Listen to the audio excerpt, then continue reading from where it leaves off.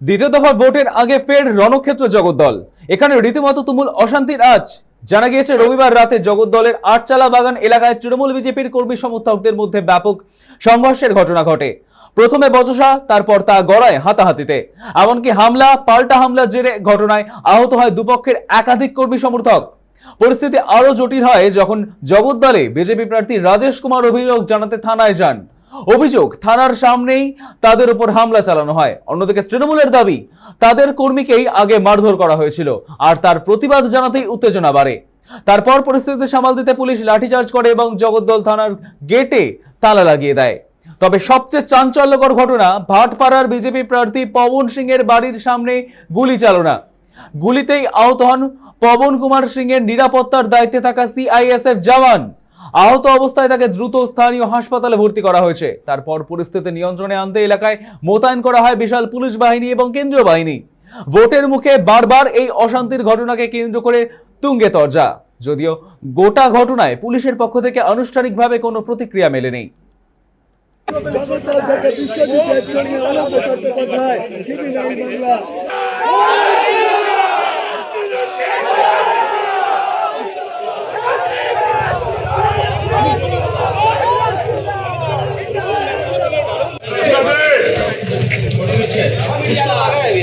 शर्मा जी करते शर्मा जी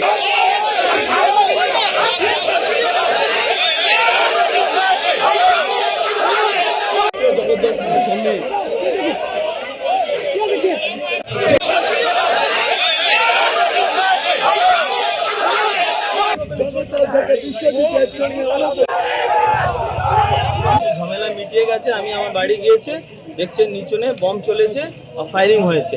সিআইএসএফ গুলিবিদ্ধ।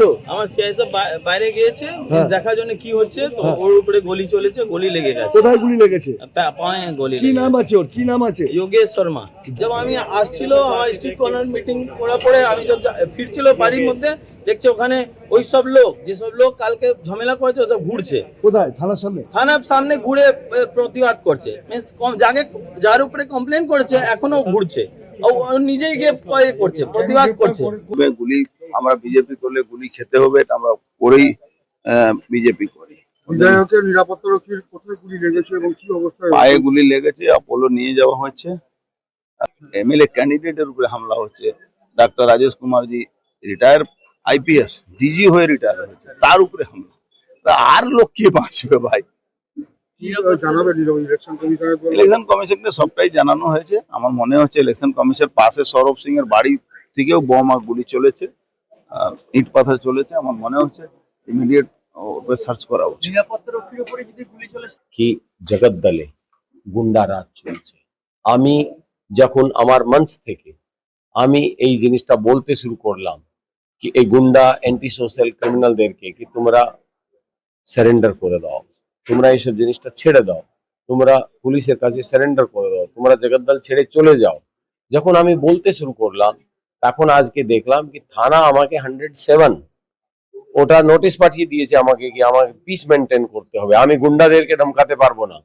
মানে গুন্ডাদেরকে পুলিশ অ্যারেস্ট তো করবেই না, গুন্ডাদের বিরুদ্ধে যদি আমি জগদ্দলের মানুষের হয়ে যদি কথাও বলবো এটাও এরা সহ্য করতে পারছে না, আর আমাকে 107 কেটে দিয়েছে। তো আমি ওকে বললাম, কিন্তু আমার মনে হচ্ছে কি থানার ডাইরেক্ট ইনভলভমেন্ট না হলে, সিপি ডিসিপি এদের ডাইরেক্ট ইনভলভমেন্ট না হলে এই ঘটনা হতে।